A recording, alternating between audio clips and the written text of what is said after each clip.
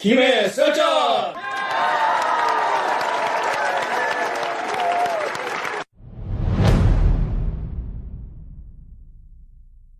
오늘은 시민권 제대로 들여다보기 세 번째 강의입니다.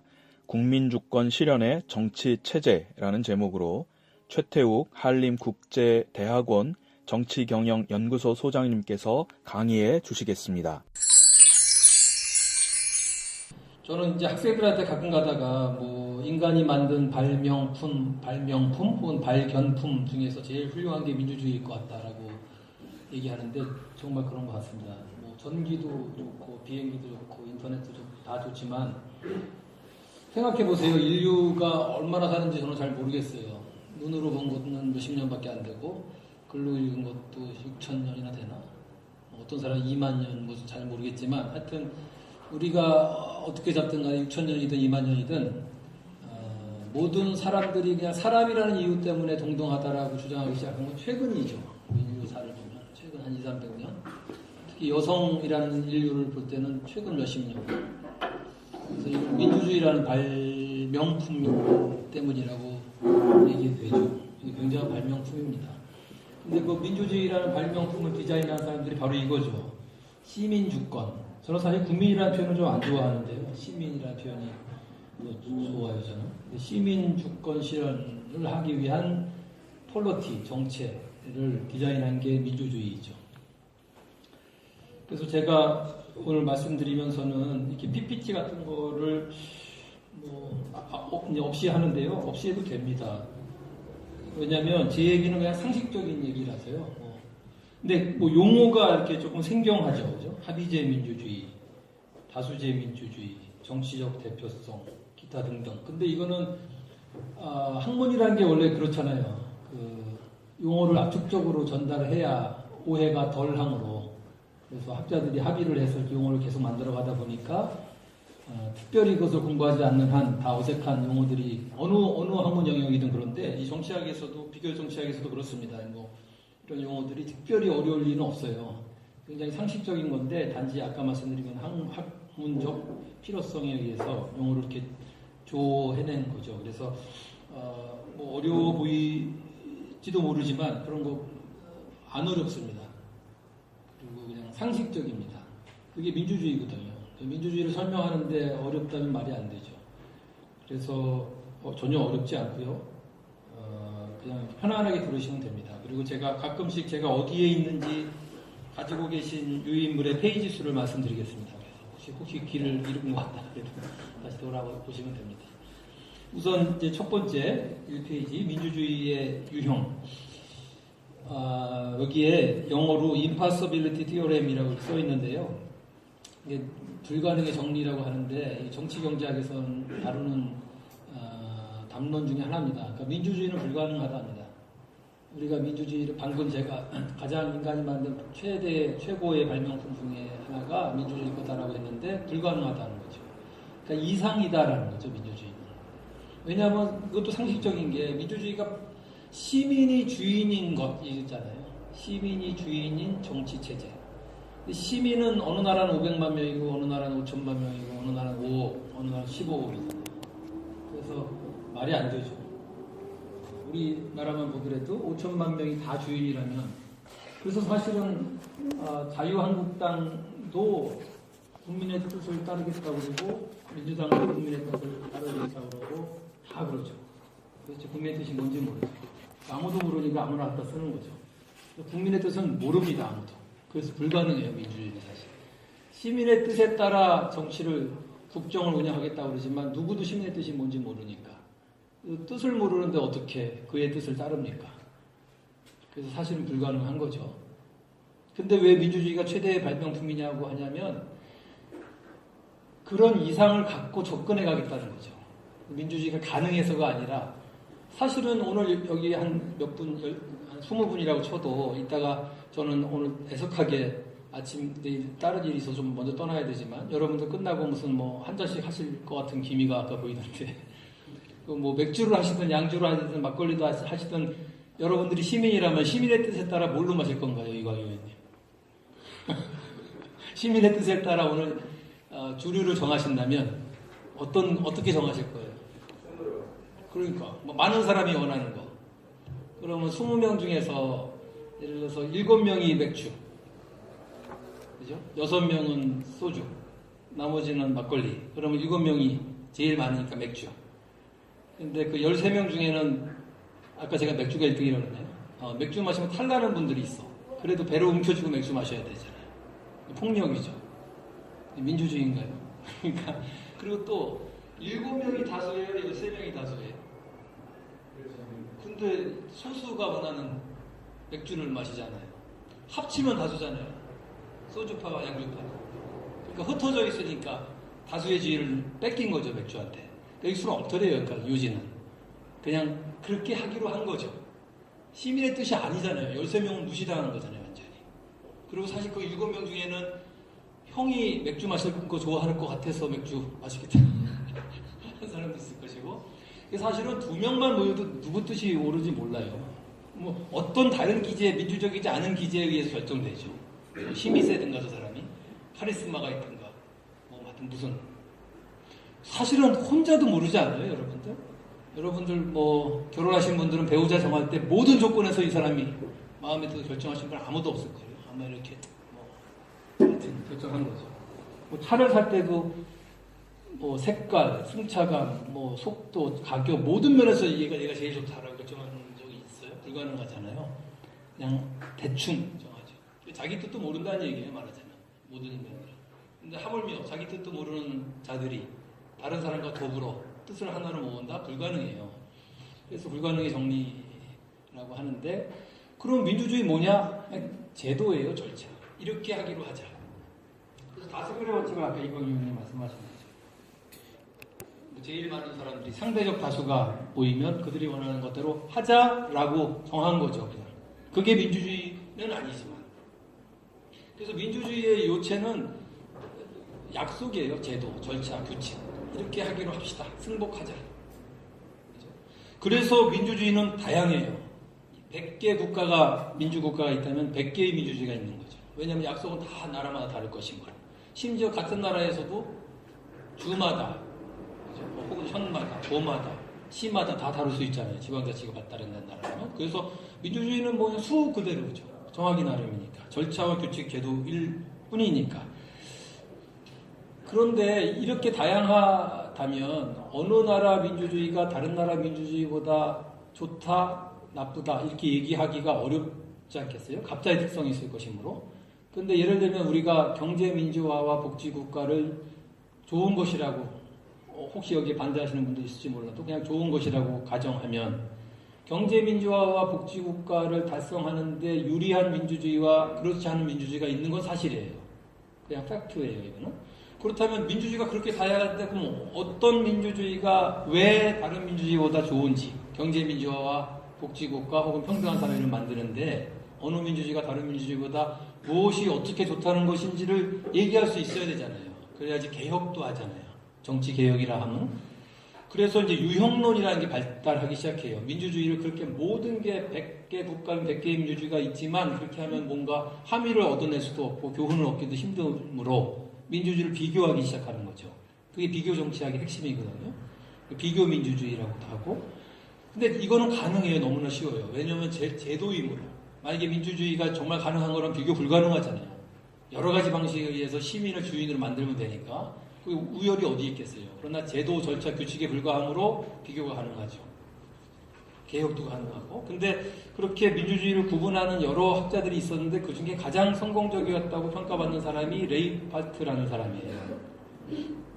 지금도 제가 대학원에 있을 때 할아버지였는데 지금도 할아버지로서 지금도 연구하고 계신 분이에요. 몇십 년간 계속 민주주의형 구분만 하고 계신데 이분의 구분은 아주 단순해요.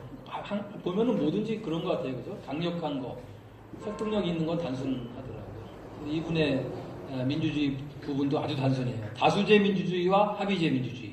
이렇게 양분할 수 있더라. 물론 좌우 진보 보수처럼 뭐 딱 잘라지지 않는 거는 마찬가지예요. 그냥 상대적으로 그렇다는 거죠.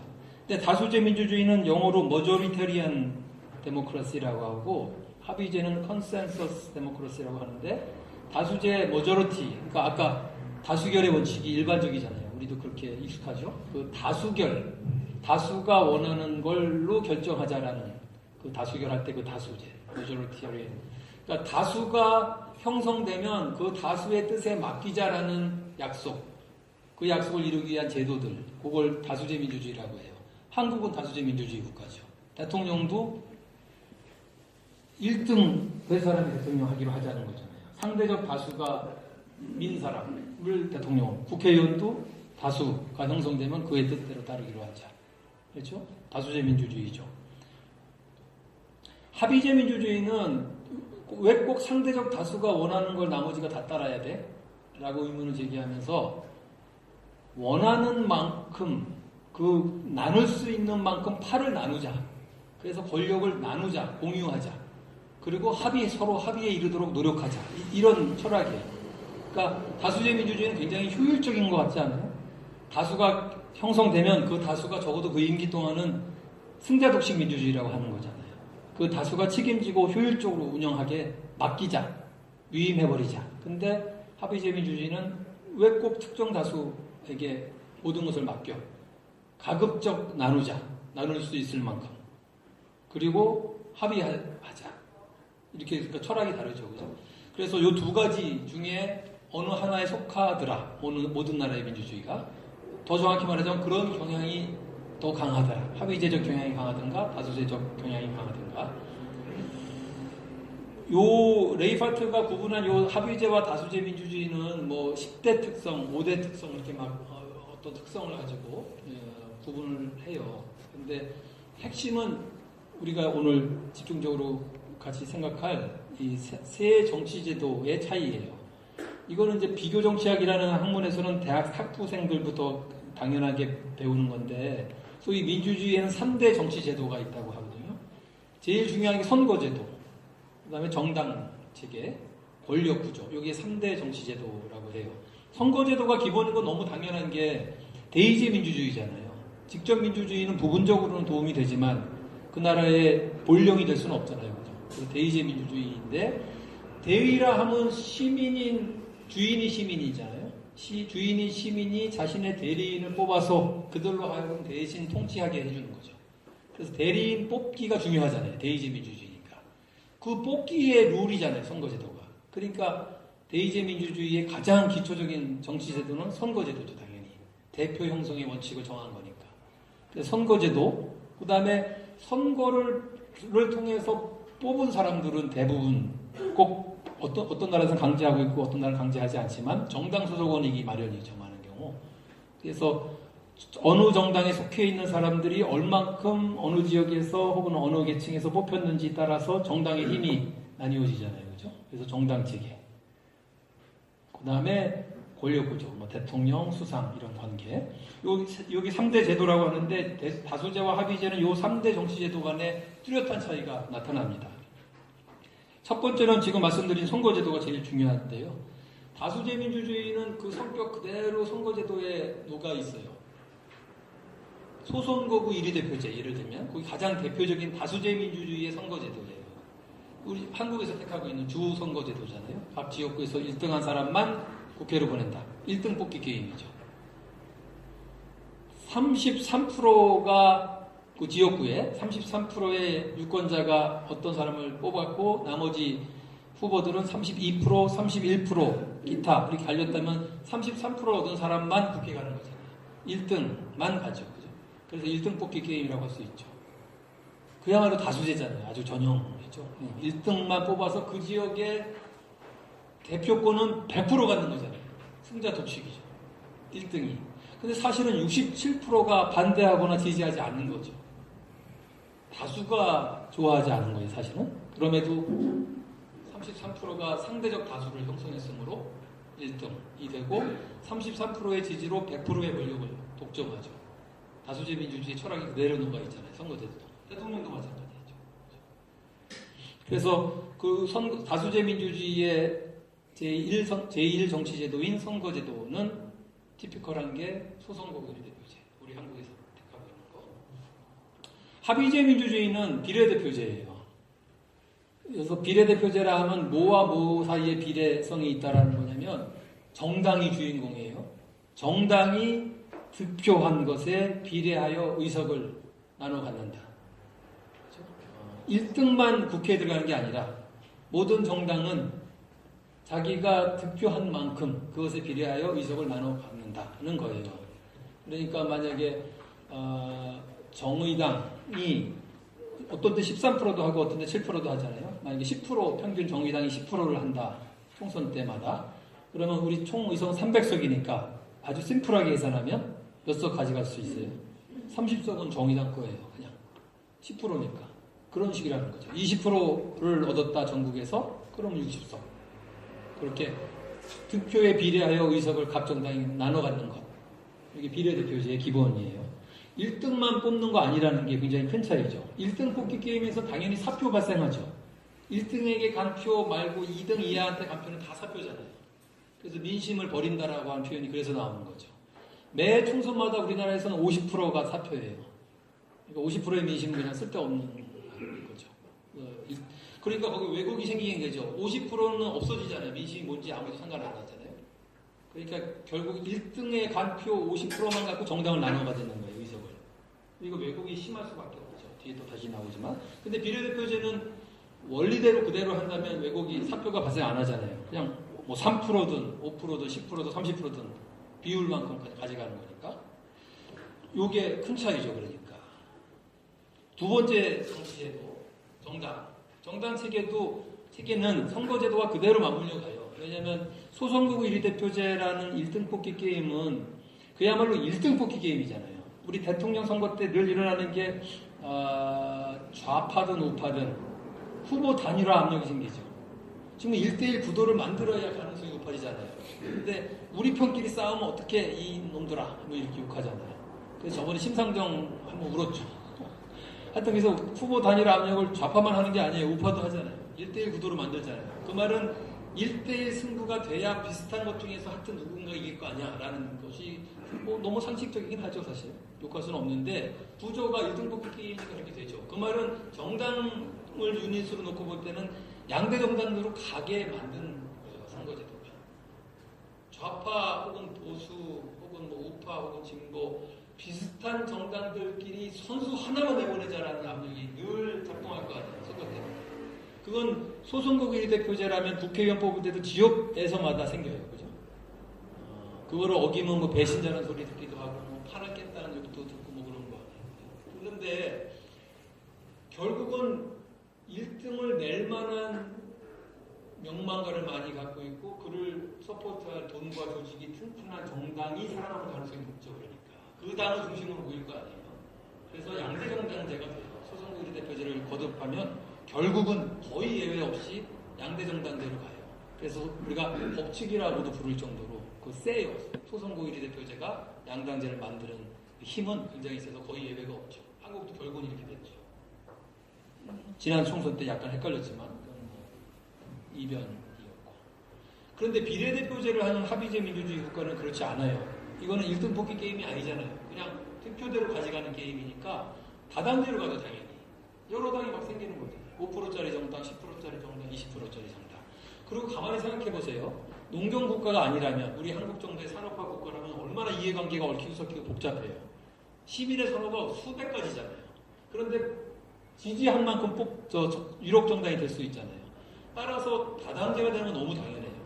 그렇죠? 노동자 정당, 소상공인 정당, 청년 정당 하여튼 원하는 대로. 네덜란드는 동물당도 생겼잖아요. 그러니까 그때 시대와 공간에서 요구하는 유권자들이 모이면 당하는 수 있는 거죠. 모아두면 되잖아요. 그 정치 시장의 활성화가 굉장히 적절하게 일어나는 거죠. 따라서 비례대표제인 국가는 다당제로 가는데 그 특성은 어느 한 당이 단독 과반 50%를 넘는 가능성이 거의 제로에 가까워요. 그러니까 유럽의 비례대표제 국가치고 어느 한 당이 50% 넘는 예는 무슨 전시라든가 특별한 경우 외에는 없어요. 가장 강력한 유럽의 비례대표제 국가 정당이 아마 스웨덴 3인당일 텐데 그래봐야 40% 초반 정도죠. 독일 기민당 이래봐야 30% 중후 초중반이잖아요. 그런 거예요. 그게 1등당이죠. 어떻게 50% 넘는다는 건 유럽인들의 문제는 정말 말도 안 되는 거죠. 어떻게 그 다채로운 선호를 갖고 있는 시민들이 한 당에게 몰려가 50% 이상. 그죠? 그러니까 유력 정당이 20%짜리 2개, 30%짜리 한 2개, 10%, 5% 이렇게 돼서 당연히 다당제죠. 그렇죠? 세 번째 특성 마지막 권력 구조. 이것도 맞물려요. 이게 제도 간의 상보성이라고 그래요. 뭐 경제도 그렇고 복지도 그렇지만 모든 인간들이 만든 제도들은 체제라고 불리울 만큼 맞물린 상보성이 있잖아요. 그래서 정치 제도 역시 소선거구 1대표제니까 양당제, 여기까지 했죠. 양당제니까 권력구조는 어떤 식으로 되냐면, 권력구조의 특성은 뭘 기준으로 권력구조의 차이를 하냐면, 정당이 정부를 어떻게 구성하느냐, 어떤 권력을 어느 정당이 가져가느냐인데, 소선거구 1대표제는 양당제고, 양당제라 하면 3당이나 4당이 없다는 건 아니죠. 정권을 홀로 잡을 수 있을 만한 능력을 갖고 있는 정당이 둘이라는 얘기죠. 그래서 양당제는 둘 중에 하나가 50% 이상의 권력을 가져가잖아요. 위석을. 그렇죠. 그래서 둘 중에 하나가 단독으로 정부를 구성할 수 있는 능력이 있다는 거잖아요. 그래서 단일 정당 정부의 특성이, 권력 구조 세 번째 특성은 양당제니까 당연하지 않겠어요. 어느 한 당이 홀로 정부를 구성할 수 있어요. 그런데 이쪽 합의제 민주주의 국가에서는 유력한 정당이 여럿 있잖아요. 누구도 단독 과반을 못 가지잖아요. 근데 국회에서 입법을 통과시키려면 50% 이상의 득표, 의석 통과를 해줘야 될 거 아니에요? 그래서 결국은 50%를 홀로 넘는 의석을 갖고 있는 정당은 없다면, 그런데 안정적인 입법권을 행사하고 싶다면 연립하는 수밖에 없잖아요. 그래서 연립정부가 시간이 흐르다 보면, 비례대표제 국가는 연립정부가 일반적인 정부 형태로 자리 잡아요. 그러니까 이게 제도가 맞물려 있죠. 그죠? 소선거구 1대표제니까 양당제로 하고, 1등 보기 게임이니까 양당제니까 한 정당이 집권하게 돼요. 단일 정당 정도. 근데 비례대표제는 원하는 만큼, 지지하는 만큼 어느 정당에게 자기가 표를 주면 사표될 염려도 없으므로 득표한 만큼 그 정당은 의석을 나눠 갖고, 따라서 다당제고, 그렇게 다채로운 선호가 여러 정당을 통해서 표출되므로 어느 한 정당이 50% 이상 넘을 리는 없고, 따라서 유력 정당은 여럿이고, 그러므로 연립정부로 가고. 그렇죠. 이렇게 맞물려 간다는 거죠. 이게 3대 특성이에요. 정치제도로는.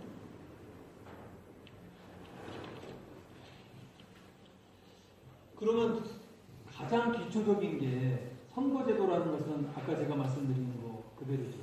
선거제도에 의해서 정당 체계가 결정되고, 그것에 의해서 권력구조가 결정되고, 따라서 그 나라가 합의제 민주주의에 가까운지 다수제에 가까운지가 결정되잖아요.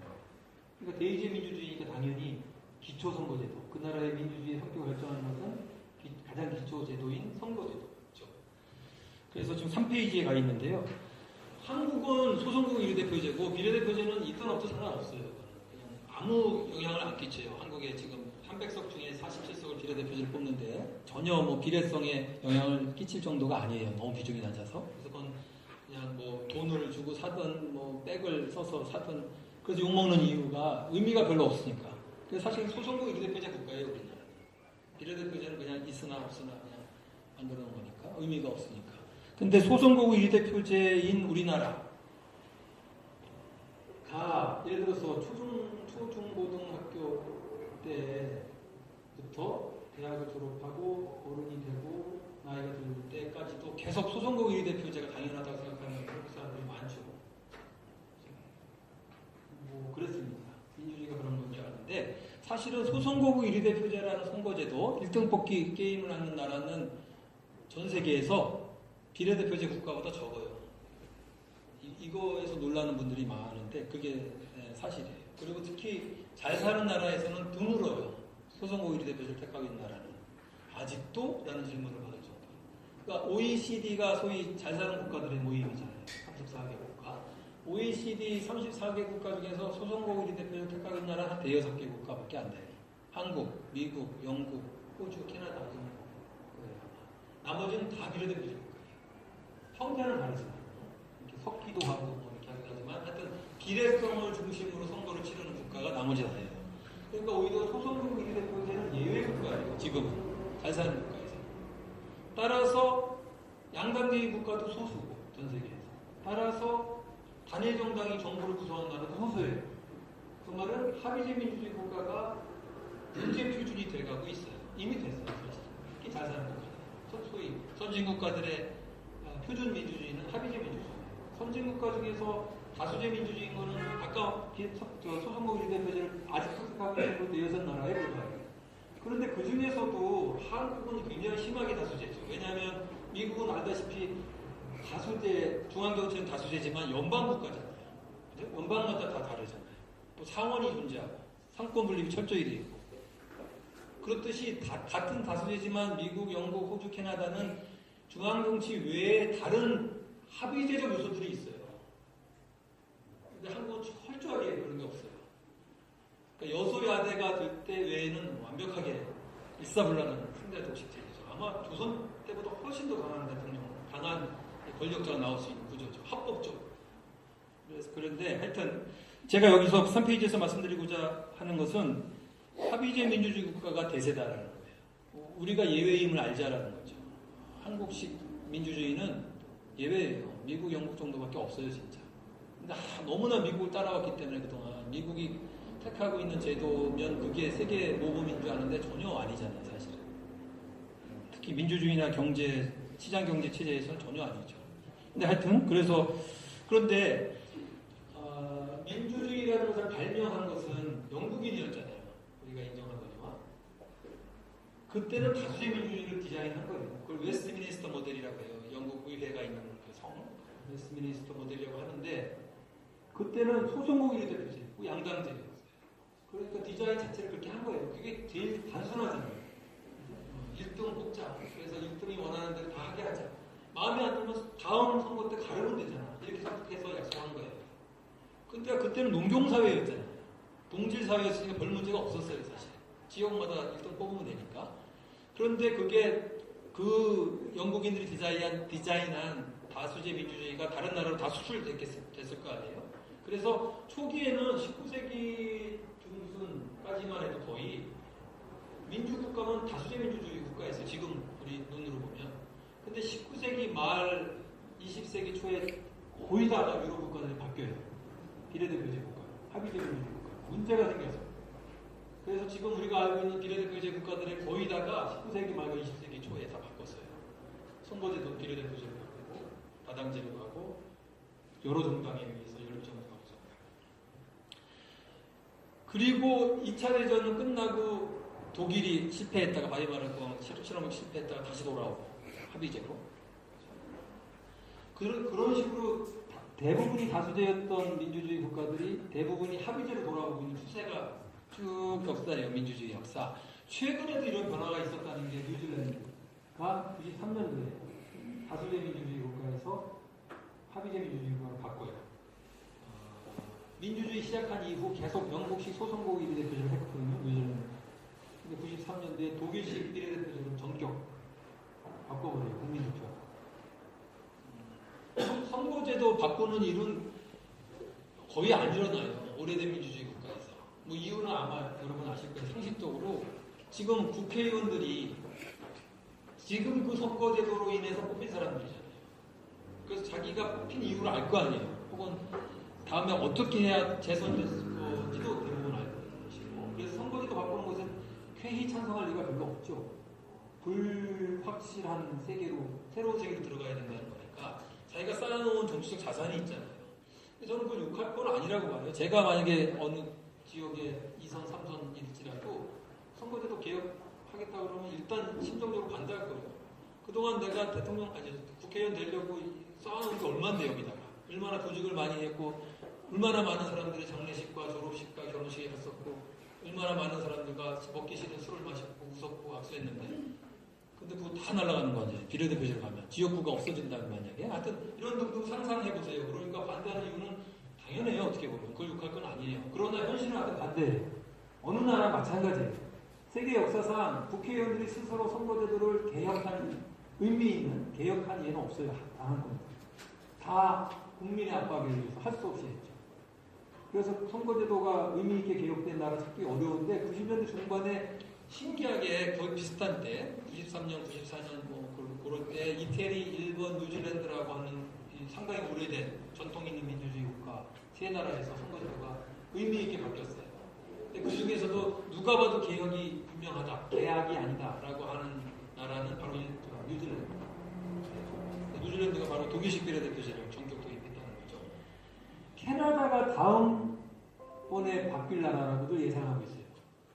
근데 뉴질랜드랑 비슷한 방식으로 지금 국민들이 이 분개하고 선거제도에 그리고 모이고 있어요. 압박을 받고 있고. 그래서 아마 제가 봐도 캐나다가 다음번일 것 같아요. 영국도 국민투표 한번 했던 거 아시죠?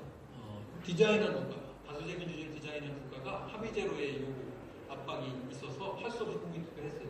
물론 성사는 안 됐지만 뭐 여러 가지 왜 그랬는지 이유는 또 사람마다 다르지만 그 영국이 흔들릴 정도예요. 미국에서도 학계에서 거의 100% 동의해요. 비례대표제 들어가야 된다. 그러니까 이 말은 뭐냐면 몇 나라 남지 않았어요. 우리가 한국이 끝까지 버티고 있는 하여튼 그런 나라, 예외적인 나라에 살고 있다는 걸 알지 않은 얘기고 전체 추세는 합의제로 가고 있다는 얘기. 그건 너무 상식적이잖아요. 이 다양한 국민 선호를 어떻게 두 당이 그죠? 하여튼 뭐 그런 추세라는 거 말씀드리고요.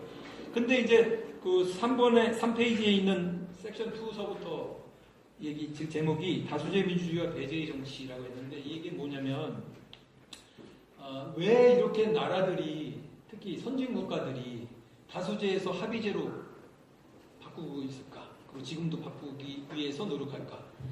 그 이유가 배제의 정치 때문이라는 거예요. 이 Politics of Exclusion이라는 표현인데 뭐냐면 합의제 민주주의의 특성을 배제의 정치가 아니라 뒤에 얘기하겠지만 포괄의 정치라고 해요. 그 4페이지의 제목이잖아요. 포용의 정치, 포괄의 정치. 그러니까 Politics of Inclusion이라고 해요. 인클루드 시킨다는 거예요. 정치 과정에 누구를 강하든 약하든 좌파든 우파든 뭐 부자당이든 가난한 당이든 그죠? 그래서 포괄, 포용하는 정치가 합의제 민주주의의 기본 철학이에요. 그러니까 5%짜리면 어떻고 3%짜리면 어떻고 뭐 30%짜리면 어때 이런 거잖아요. 그냥 지지받을 만큼 들어와 의회로. 그래서 같이 논의하자 이거잖아요. 그러니까 인클루드 하자는 거죠. 가급적 참여해라. 뭐 0.1%까지 들어오기는 어렵겠죠. 그럼 뭐 수십 당이 될 테니까. 그러나 가급적 우리가 수용할 수 있을 만큼은 다 참여해라. 그리고 다 모아서 같이 논의하자. 이게 기본 철학이잖아요. 그죠? 그래서 다당제라는 것도 비례대표제가 인클루전 포괄의 정치를 선거제도에서 표현한 것은 우리가 알잖아요. 그죠? 지지받으면 다 들어와라는 얘기고 그래서 다당제가 된다는 것도 인클루드 시킨다는 거예요. 좌파당, 우파당, 중도당 다 들어와 이거잖아요. 정부가 열린 정부라는 것도 인클루전이잖아요. 그러니까 다 이 철학이 다 녹여 있죠, 그죠? 인클루드 시키자라는. 근데 다수제 민주주의는 배제예요, 엑스클루드.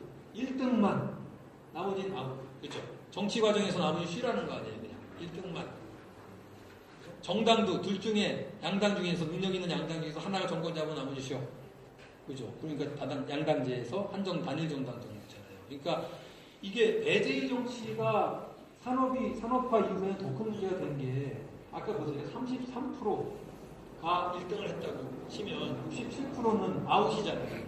67%에 해당하는 근데 이런 거예요. 33%가 어느 지역구의 국회의원이 33%로 1등이 됐어.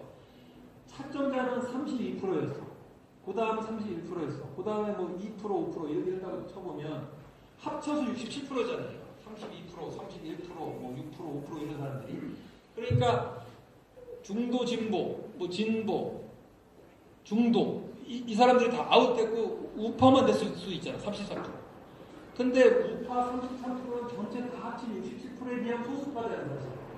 그래서 요거를 소수 대표의 문제라고 해요. 사실은 소수인데 대표권은 100%를 다 가져야 돼요. 근데 그 67%에 섞여 있는 여러 파가 있잖아요. 아까 우리가 대충 4가지 파가 있었잖아요. 이 사람들은 흩어져 있다는 이유 때문에 통으로 배제됐잖아요. 그래서 사실은 공동체 구성원들의 다수가 배제돼요. 이게 일상이에요. 상대 다수가 집권을 하다 보니까. 합치면 다수인, 무슨 말인지 아시죠? 합치면 다수인데 그들은 따로따로 배제되는 거예요. 그래서 통으로 보면 국민이 오히려 다수가 배제되는 현상을 자꾸 일어나요. 이게 소수 대표의 문제죠. 다수 배제의 문제. 그러니까 그 말은 뭐냐면 민주주의의 첫 번째 기능은 사회 통합이잖아요. 길거리에서 목숨 걸고 싸우지 말고 니네 대표를 뽑아서 말도 품위 있게 의회 내에서 정부 내에서 말로 싸울게. 그래서 우리가 대화 타협해서 정책을 만들어낼게. 싸우지 마, 목숨 걸지 마. 이거잖아요 민주주의는. 그럼 대표를 보내야 될 거 아니에요. 근데 67%가 아웃되는 거잖아요. 대표가 없으면 싸우라는 얘기잖아요. 그래서 시끄러워요. 민주주의가 작동이 안 되는 나라는 시끄러울 수밖에 없고 폭력적일 수밖에 없고 누구 표현대로 위계에 부릴 수밖에 없어요. 안 되니까. 헌적 방식으로 이익 표출과 선호 표출을 못하면 할 수 없잖아요. 물리적 방식으로라 또 해야지. 너무 억울하네. 그래서 이 배제의 정치의 문제는 사회 분열이에요. 통합이 안 돼요. 시간이 흐를수록 자꾸 깨져나가는 거예요. 뭐 양극화일 수도 있고 분노일 수도 있고 자살일 수도 있고 저출산일 수도 있고 하여튼 여러 가지 자기가 할 수 있는 방식을 동원해서 그 공동체가 좋아할 만한 일을 안 하는 거죠. 이 배제의 정치가 저는 한국 사회 문제, 정치적 문제는 이거부터라고 보는 거죠. 그러니까 배제가 근데 보세요. 다수제 민주주의는 좌파가 정권을 잡았어. 그러면은 우파는 아웃이야. 그 다음에 5년 이후 10년 후에 그래서 우파가 또 잡았어. 좌파는 아웃이야. 이 배제의 반복이에요. 이렇게. 그래서 시간이 갈수록 나라가 이게 두 동강, 세 동강이에요. 여러분도 주변에서 느끼시지 않으세요? 그 기회가 좀 이상하신 그래서 어떻게 더 잘 느끼실 것 같은데. 전국이 그래요, 그냥. 어디 가든, 니네 어머니 누구시니? 뭐 이런 질문. 하여튼 이게 심각해요. 우리나라가 아닌 것 같아. 이런 얘기도 나오고. 저게 우리 대통령이야? 저게 우리 정부야? 이게 그럼 뭐야?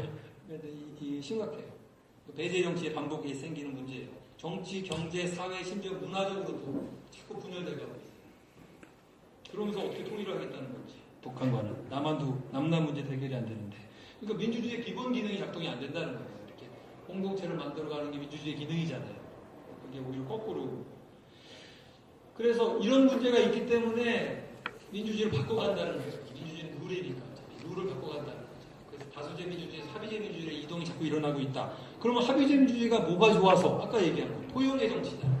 배제의 정치입니다. Politics of Inclusion. 철학 자체가. 들어와 하는 거죠. 들어와서 얘기하자는 거죠. 왜 꼭 상대적 다수가 1등을 해서 홀로 다 승자 독식해야 돼? 못나 보여? 못돼 보여? 나빠 보여? 틀린 것 같아? 아니야, 들어와봐. 이런 거예요, 기본적으로. 들어와서 얘기하자는 거죠. 그래서 합의하자는 거죠. 누구도 항상 못지 않다는 거죠, 기본적으로. 그래서 폴리틱스 오브 인클루전, 그 인클루드 하기 위한 비례대표제, 인클루드 하기 위한 다당제, 인클루드 가능한, 인클루드 하기 위한 연립정당, 이렇게 만들어진 거예요. 이게 정치적 자유의 보장을 제도화한 거예요. 정치적 자유가 뭐예요, 핵심은?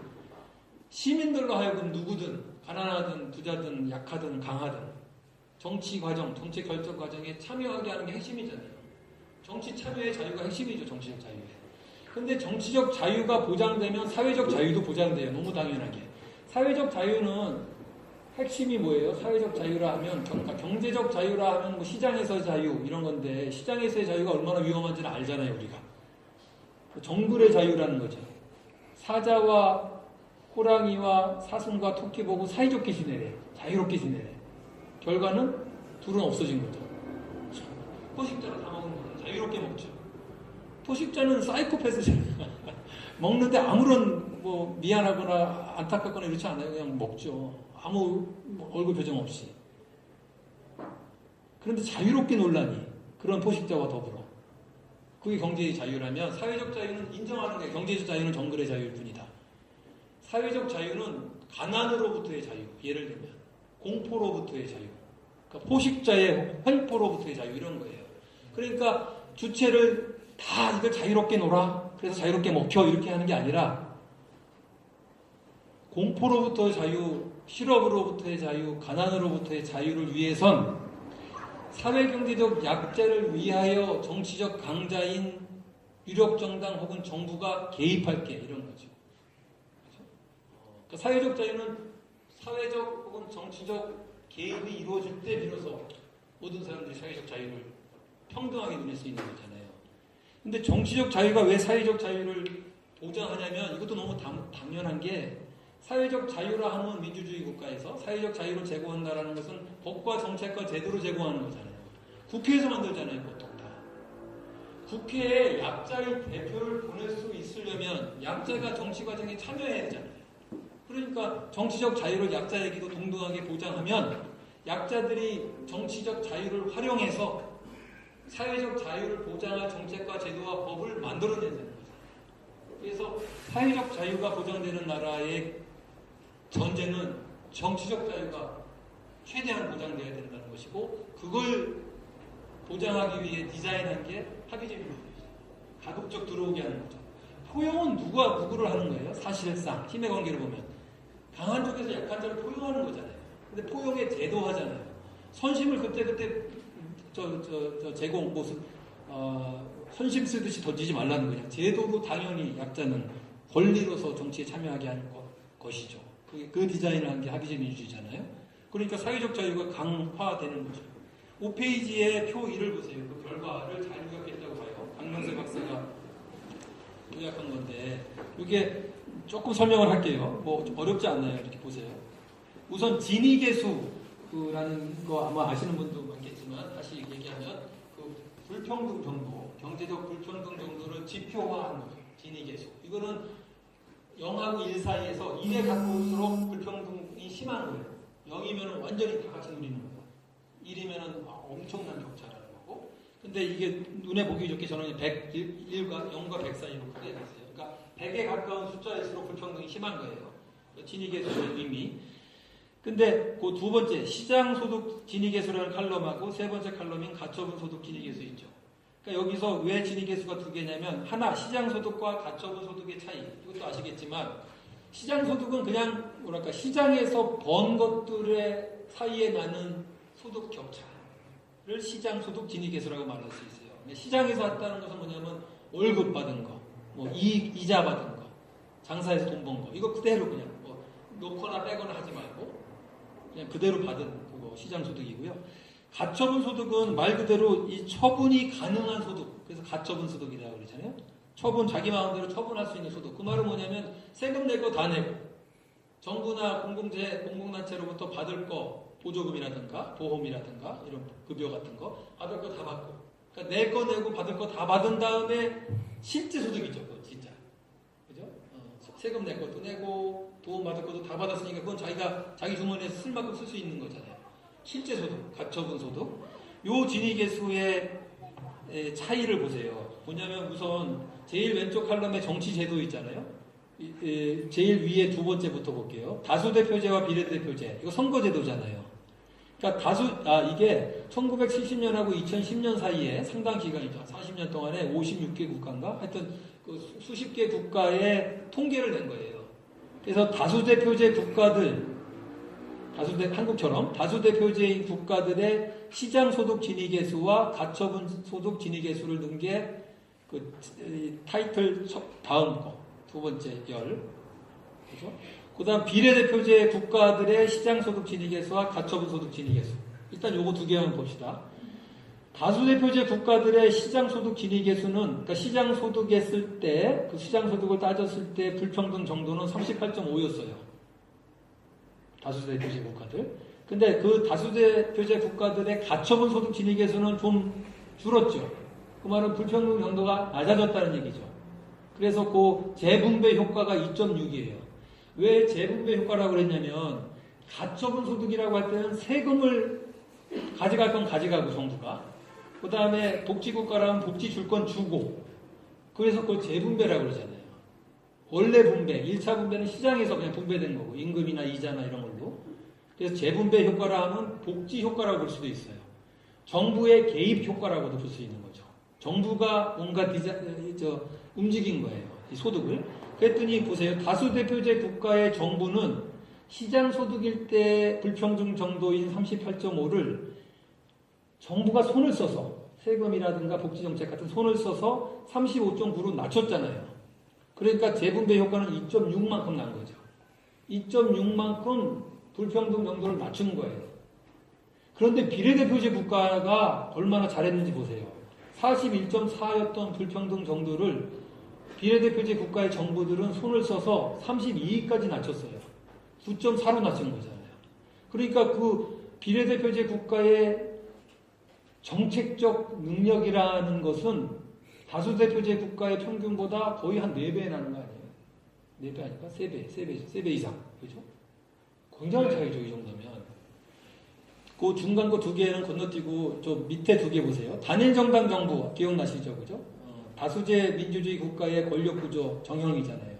한 정당이 다 먹는 거, 다 드시는 거. 단일 정당 정부. 단일 정당 정부라 하면 다수제 민주 국가라는 의미이기도 하잖아요. 그죠? 단일 정당 정부 국가들의 시장 소득 진위 계수는 38.7이었어요. 그런데 그 정부가 손을 좀 쓰니까 가처분 소득 진위 계수는 35로 내려갔어요. 내려가기. 3.7만큼. 그런데 연립정부, 단일정당 정부가 아닌 연립정부, 이건 비례대표제의 권력구조 정형이라고 그랬잖아요. 연립정부를 갖고 있는 국가들의 시장소득 진입계수는 1970년과 2010년 사이 평균 41.3이었어요. 근데 그걸 정부가 복지나 세금 정책을 통해서 재분배를 하니까 32.6으로 줄었어요. 8.7만큼 줄인 거죠. 그러니까 정부 형태가 어떤지에 따라서, 선거제도가 뭔지에 따라서 이렇게 엄청난 차이가 함의는 혹은 그냥 그대로 상식적으로 우리가 알 수 있는 것은 정치가 문제다. 정치가 결정한다. 평등정부, 복지정부. 이 보여주잖아요. 훌륭한 표라고 있어요. 실천하는데. 뭐 다른 것도 있겠죠. 뭐 문화의 차이, 국민의 능력, 자질, 청렴성, 기타 등등 뭐 있겠죠. 그러나 이렇게 강하게 효과가 차이가 나니까 모르겠어요. 그래서 이건 정치가 결정한다라는 말이 맞는 것 같아요. 실제로 우리가 탑 8 국가라고 정치경제학에서 하는 건 뭐냐면 사실 원래 있는 사회적 합의주의를 제일 잘하는 탑 8 국가라고 표현하는데 결국은 그게 거의 정확히 세계에서 제일 복지정책이 강한 나라, 가장 보편주의적인 복지국가 시스템이 발달된 나라 탑 8이랑 똑같아요. 거의 정확히 맞는데 그게 스웨덴, 덴마크, 노르웨이, 핀란드, 독일, 오스트리아, 벨기에, 네덜란드 이렇게 돼요. 그 앞에 네 나라는 3인주의 복지국가들이에요. 스웨덴, 덴마크, 노르웨이, 핀란드 아주 대표적인 북유럽 3인주의 국가잖아요. 독일, 네덜란드, 오스트리아, 벨기에 이거는 다 기민주의 방식에 의한 보편주의 복지국가를 달성한다. 그래서 이거 탑 8 복지국가라고 해요. 아까 얘기한 그 표에 따르면 굉장한 재분배 효과를 만들어내는 정부가 지배하는 나라죠. 다시 말하면 그죠? 근데 이 8나라는 똑같이 아무런 예외 없이 어느 나라의 한 나라에도 예외 없이 비례대표제 국가예요. 다 다당제 국가고 다 연립정부 형태의 권력구조를 갖고 있어요. 이것이 얘기하는 것은 우연이 아니라 정치제도와 복지국가 수준 사이에는 정치제도와 경제적 불평등 정도 사이에는 우연이 아니라는 거죠. 거의 필연적인 거죠. 다시 말해서 복지국가는 비례대표제 국가는 어렵다는 얘기를 듣고 있습니다. 복지국가는 합의제 민주주의 국가가 아니면 달성할 수 없는 목표라는 얘기이기도 해요. 왜 그런지 뭐 설명이 많은데 하여튼 우리는 오늘 이 정도만 확인해도 좋은 것 같아요. 우리나라로 돌아와 볼게요. 이제 그래서 한국에도 뭐 선거제도 개혁과 권력구조 개편 요구가 여러분도 아시다시피 계속 있어 왔어요. 그렇죠? 87년 체제잖아요. 지금 우리 한국의 다수제 민주주의의 닉네임이 87년 체제잖아요. 근데 이 다수제 민주주의, 한국형 다수제 민주주의인 이 87년 체제가 성립한 후에 권력 구조를 굳혀야 된다, 선거제도를 개혁해야 한다는 얘기는 매해 있었어요. 정부에서도, 학계에서도, 시민사회에서도. 근데 아마 요즘처럼 제일 이렇게 뜨거웠던 때는 없었던 것 같아요, 아마도. 지금이 아마 제일 뜨거운 것 같아요. 근데 제가 하여튼 매해 제일 뜨겁다고 해요. 계속 안 되고 있지만. 근데 지금 그래도 올해의 그래도 그 전 어느 해보다의 차이점은 대통령이 문재인이라는 거. 그러니까 그 자연인 문재인이 특별하다는 게 아니라 대통령 문재인이 선거제도 개혁과 권력구조 개편을 어쨌든 약속했다는 거. 이건 굉장히 큰 차이예요. 초기에 대통령이 이런 거 약속한 적 없잖아요. 막판에 몰리면 하는 거지. 근데 이 양반은 대선 공약이었고 특히 선거제도 개혁을 얘기한 대통령은 우리가 알고 있는 노무현 대통령이 이러저러한 이유로 한 거 외에는 선거 때부터 그 첫 번째 해까지 계속해서 일관성 있게 얘기한 건 처음이거든요. 그래서 그게 희망적일지 어떨지는 봐야 되지만 하여튼 좀 달라요. 그런데 어쨌든 한국 얘기 좀 해볼게요.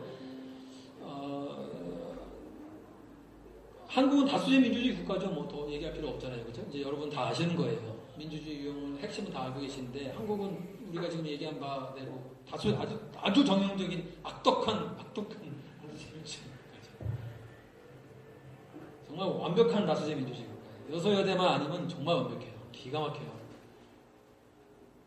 하여튼 그런데 한국을 보세요. 한국도 대의제 민주주의 국가인 거 아시죠? 어떻게 아세요? 헌법에 있으니까. 왜냐하면 제가 왜 이렇게 물어보냐면 여기서 자신이 정치적 대리인을 갖고 있다고 생각하시는 분 손 들어보세요. 나에게는 유력한 정치 대리인이 있다. 대의제 민주주의에 사는 시민다. 뭐 있어요? 어느 나라? 감사합니다. 아니 제가 민주당 입장에서 감사하다는 게 아니라 그렇게 생각하신다는 게 정말 이게 맞거든요. 이렇게 돼야 되는데 혹시 다른 거 별로 없죠? 없어요. 예를 들어서 제가 노조에도 가끔씩 강연을 가는데 노조는 당연히 정의당 당연한 건 아닌가? 옛날 같은 민노도 아닌데 노동당도 아닌가? 하여튼 왜냐하면 노조에서 올라온 이유는 노조가 우리나라에서 그래도 가장 사회세력화 수준이 높은 데잖아요. 그냥 조직 정도가. 근데 거기도 자기를 대표하는 정당이 있다고 손들어보세요. 그러면 거의 없어요. 그러니까 지금도 한국 빼는 건 하나도 없잖아요. 저도 없는 것 같아요. 그러니까 대의제 민주주의 국가 맞아? 이런 질문이 나오는 이유예요. 우리나라 5천만 중에 자기가 정말 내 정치적 대리인을 갖고 있다는 사람은 많지 않아요. 아주 적어요. 아시겠지만. 근데 대의제 민주주의 국가라는 말이죠. 이게 문제예요. 특히 문제는 사회경제적 약자들이 정치적 대리인이 없다는 건 아주 심각한 문제예요. 민주주의가 작동 안 한다는 얘기예요. 그 얘기는. 사실 사회경제 강자들은 대리인 필요 없어요. 자기 스스로 할 수 있어요. 돈도 있고 힘도 있어서. 정치적 보호가 필요한 것은 약자죠, 사실. 민주주의는 약자를 위한 발명품이에요, 사실. 동서고금 항상 강자는 아주 소수잖아요. 그죠? 그래서 사람들 두루 필요한 것은 약자죠. 약자가 필요한 것이라는 말이 같잖아요. 민주주의가 있는 이유는 약자를 정치적으로 보호하기 위함이죠, 사실. 그래서 그들을 대표하기 위함이죠, 정치적으로. 워낙 약하니까. 그런데 한국은 특히 사회경제 약자들이 대리인이 없어요. 오히려 강자들이 있다고 생각해요. 비중으로 따지면 오히려 강자들이 더 사회경제죠. 강자들이 자기 대리인이 있다고 그럴 거예요. 아마 대리인이라고 부르지 않을까. 하수인이라고 부르려나. 꼬봉이라고 부르려나. 하여튼 우리 위해서 일하는 애들 있어.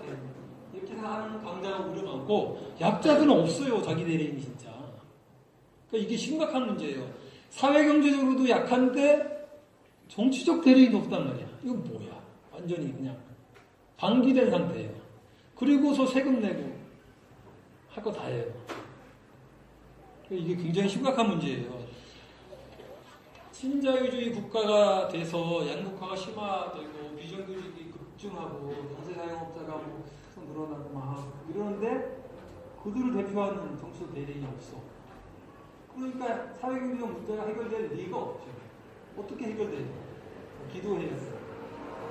민주주의가 작동이 안 된다는 얘기예요.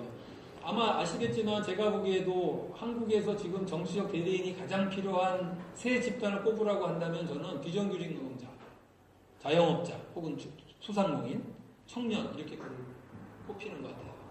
청년들의 문제에 우리나라 문제에 다 들어가 있죠. 근데 이 3대 약자 그룹이라고 부를 수 있을 텐데 이들이 대리인을 아무도 갖고 있지 못해요. 이들을 대표하는 정당이 어디 있습니까? 없죠. 제대로 된 유력 정당, 정의당이 노동자를 대표한다라고 하면 뭐 오케이. 근데 유력하냐? 아니잖아요. 그냥 있는 거지 뭐. 원내 교섭단체도 안 되는데, 입법 발의도 못 하는데. 그러니까 이렇게 엄청나게 거의 대다수의 국민이 약자인데 암만 보수적으로 잡아도 80%는 아마 약자일 텐데 그 80%가 대리인이 없이 방기되어 있는 거죠, 정치적으로. 그러니까 한국이 이런 나라가 대의제 민주주의 국가라고 할 수 있나? 정당이 없다는 게 핵심 문제예요. 그래서 선거제도 개혁 얘기가 나오는 이유는 이렇게 심각한데 이 약자들에게 정치적 대리인을 갖도록 하지 않으면 강자도 결국은 장기적으로 니네도 힘들걸? 이런 반성이 오히려 강자 그룹에서 나오는 거 있잖아요. 삼성경제연구소도 정치적 대표성 문제 얘기하잖아요. 소선거구 1위 대표제를 독일식 권역별 연동제로 바꾸자라는 제안을 한 것은 공식기관에서 중앙선거관리위원회였어요. 놀라운 일이에요. 2015년 2월의 일이었죠. 중앙선거관리위원회는 알다시피 헌법기관이고 보수적 기관이에요. 거기서 내놓은 거예요.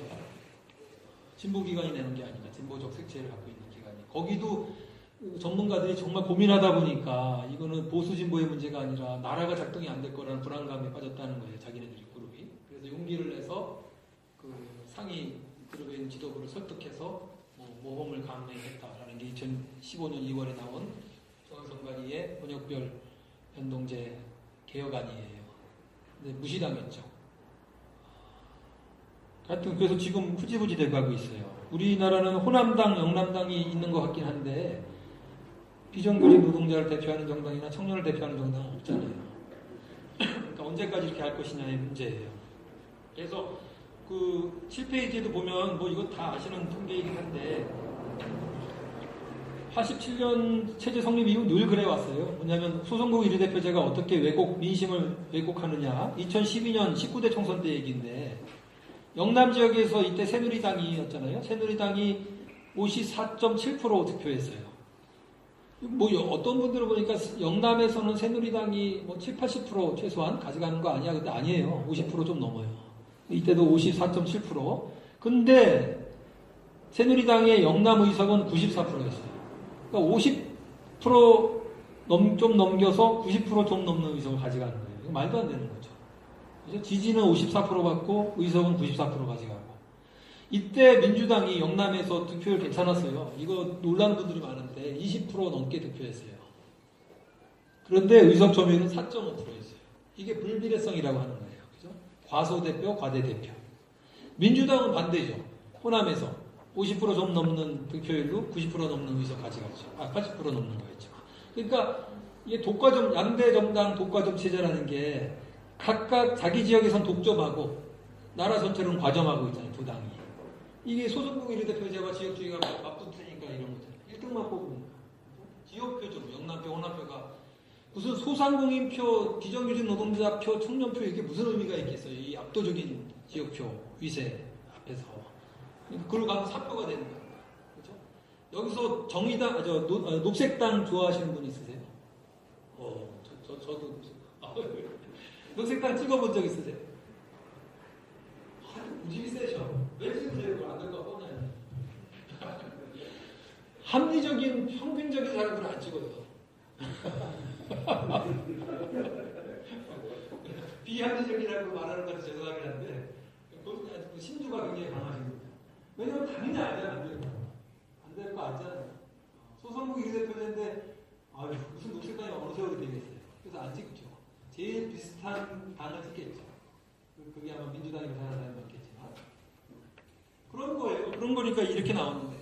50%로 90% 가져가고, 나머지 다 사표가 되니까. 그렇죠. 이런 정당 체계에서 소상공인, 비정규직 노동자, 청년을 대표할 정당이, 유력 정당이 될 까닭이 없죠. 그렇죠? 그래서 소선거구 1위 대표제를 고쳐야 된다라고 중앙선관위에서조차 얘기한 거고, 민주당도 당론, 그해 당론은 권역별 연동제, 중앙선관위 안의 민주당 그대로 당론으로 받았었어요. 그리고 대선 때도 당론으로 유지했어요. 민주당. 그 당시 새누리당은 계속 반대했죠. 정개특위 1년 동안 했을 때도. 그래서 결국 깨졌고요. 그 다음에 우리나라가 중앙선관위 정도가 내놓은 개혁안을 만약에 받았다면 다당제로 당연히 갈 것이고, 이제 우리 알잖아요. 다당제로 갈 것이고 연동형 권력 구조로 갈 거예요. 시간이 흐르면. 그걸 이제 버린 거였죠.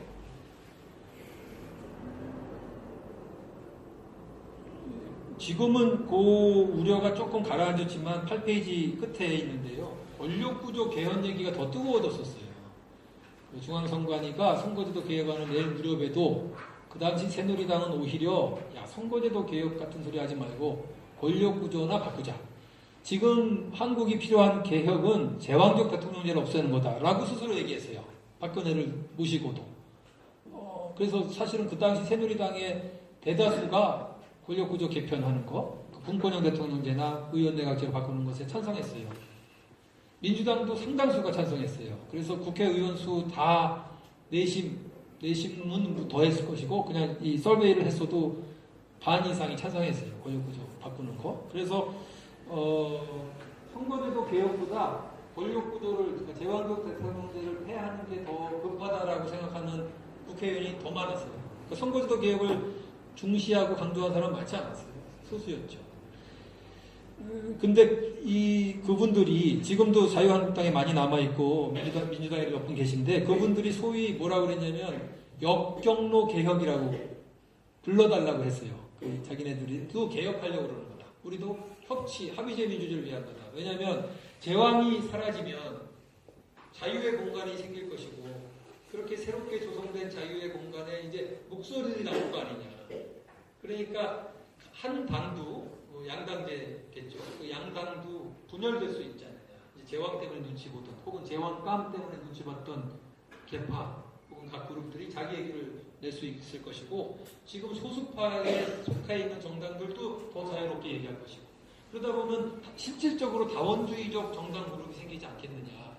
그리고 그게 굳어지면 어느 정도 나름대로의 목소리가 안정적으로 발전해 가면 비례대표제 들어오려고 할 거다. 왜냐하면 자기 지분을 안착시키는 것은 득표율에 비례해서 의석을 보장해주는 비례대표제니까. 그러니까 역경로라고 그런 거예요.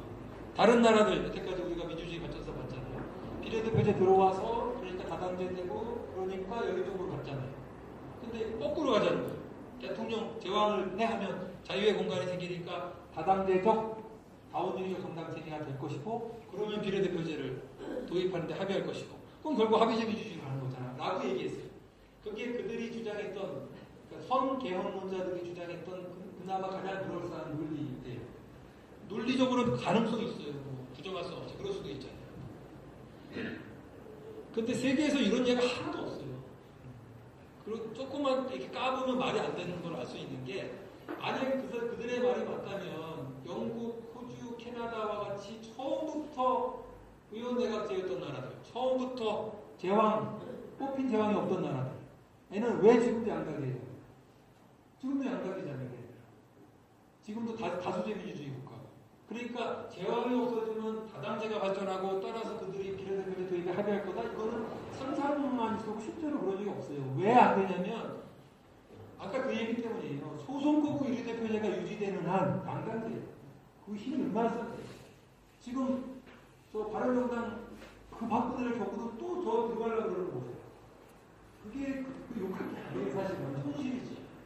지역구 가면 뭐 사람 떠난대. 될 리가 없을 것 같은데 자기가 이 당으로 가서 바르게 뭐가 바로 뽑히는 게 중요하지. 바른 건 아닌데. 그 돌아가는 게 당연해요. 안 돌아가면 우리는 우수한 민족이에요. 진짜 비합리적인 민족이야.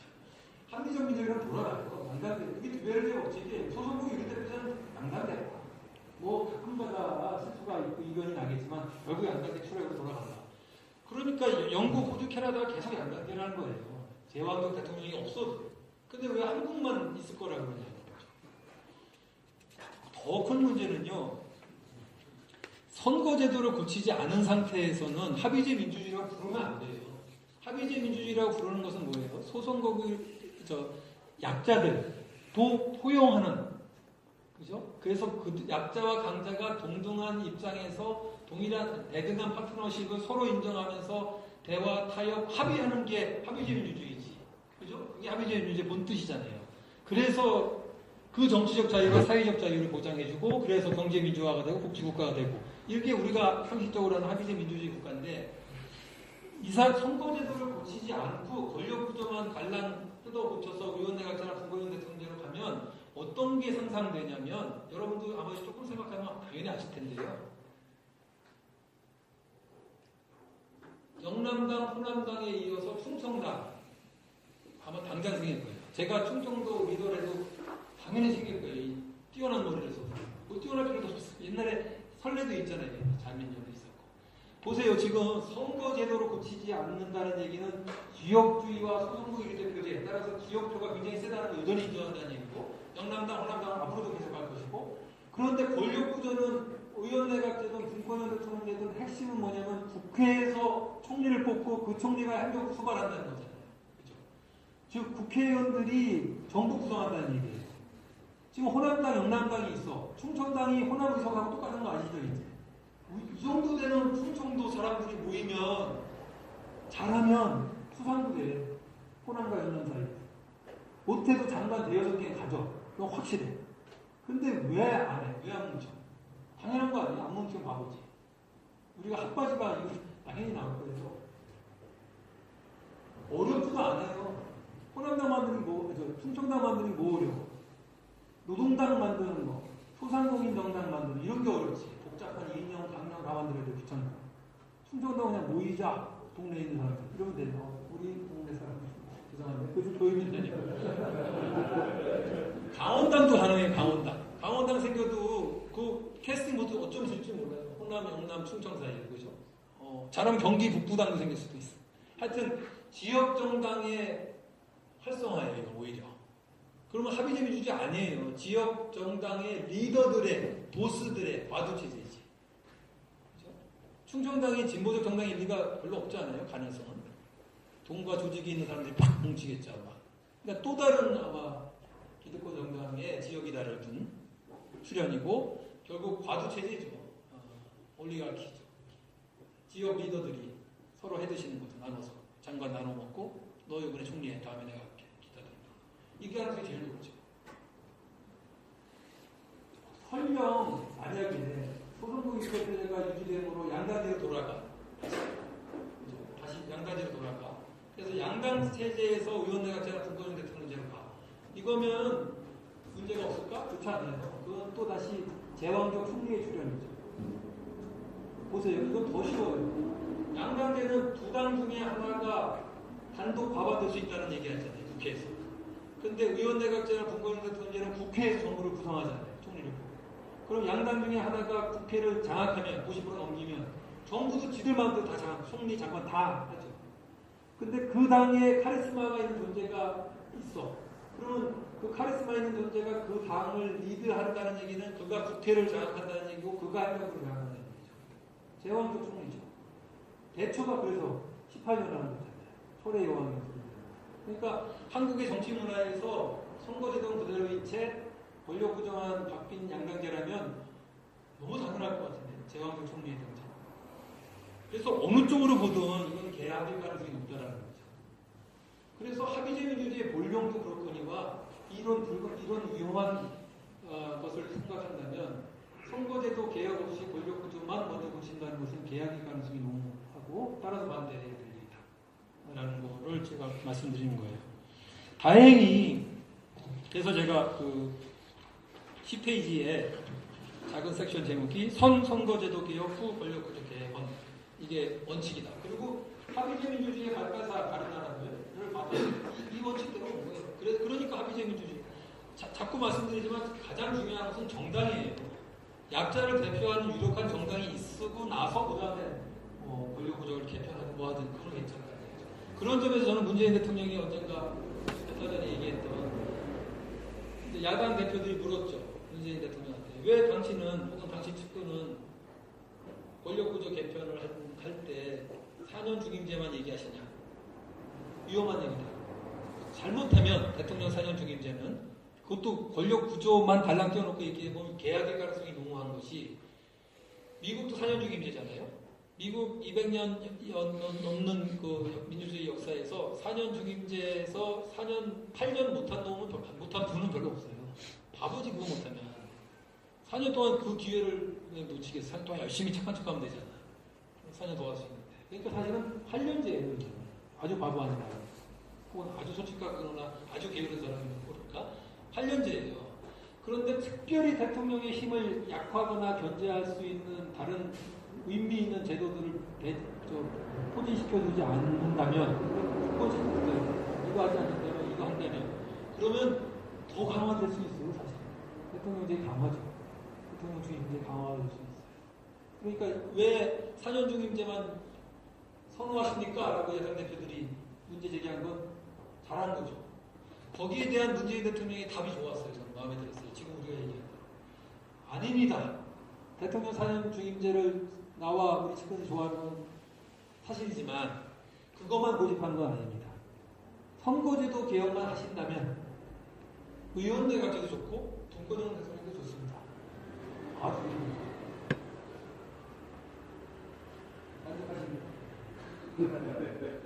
문제는 누가 선거제도 개혁하냐고. 국회의원들이 안 하죠. 그렇죠. 그럼 누구한테 하신 말씀이냐고요. 이거 따져봐야 돼요. 그러니까 그건 어느 세월에 국민들이 하죠. 그러니까 이게 저는 좀 불만이에요. 이왕 그렇게 옳은 말씀 하시려면 내가 이차에 목숨 걸고 선거제도 개혁 붙인다. 이렇게 나가줘야 되는 거죠. 자유한국당이 반대해? 그럼 니네가 원하는 게 뭐야? 권력구조 개편이야? 그럼 바꾸자. 국민의힘 대통령제 니네들 원하는 거 해줄게. 그럼 선거제도 개혁 동의해. 뭐 이런 거 좀 누구 말씀 좀 하실 수 있는 분이 있습니다. 여기 가까운 고향 아니에요? 우리 동네 사람들 아니세요? 얘기 좀 해주세요. 거기까지만 가면 정말 역사적 대통령이 될 것 같지 않나요? 80년 체제를 고친 대통령이 있는 거예요. 거의 개국 아닙니까? 이거 한국의 민주주의 완전히 바꾼 거죠. 아까 처음으로 돌아가서 민주주의 제도예요. 제도의 핵심은 3대 정치 제도잖아요. 가장 기초적인 선거 제도잖아요. 그걸 고치면 권력 구조는 고쳐져요. 대통령이 이거 하려면 이건 당연히 있습니다. 한국의 민주주의를 새로 만든 대통령이 될 텐데 여기 와서 근데 어저께 또 그 강조를 하셨더만요. 선거제도 개혁과 함께 개헌을 합시다. 그리고 조금 더 힘을 좀 넣어줬으면 있을 만큼 그리고 합의하자. 이렇게 그러니까 철학이 다르죠, 그죠? 그래서 이 두 가지 중에 어느 하나에 속하더라. 모든 나라의 민주주의가 더 정확히 말하자면 그런 경향이 더 강하더라. 합의제적 경향이 강하든가 다수제적 경향이 강하든가. 요 레이파트가 구분한 요 합의제와 다수제 민주주의는 뭐 10대 특성, 5대 특성 이렇게 막 어떤 특성을 가지고 구분을 해요. 근데 핵심은 우리가 오늘 집중적으로 같이 생각할 이 세 정치제도의 차이예요. 이거는 이제 비교정치학이라는 학문에서는 대학 학부생들부터 당연하게 배우는 건데 소위 민주주의에는 3대 정치제도가 있다고 하거든요. 제일 중요한 게 선거제도, 그 다음에 정당체계, 권력구조. 이게 3대 정치제도라고 해요. 선거제도가 기본인 건 너무 당연한 게 대의제 민주주의잖아요.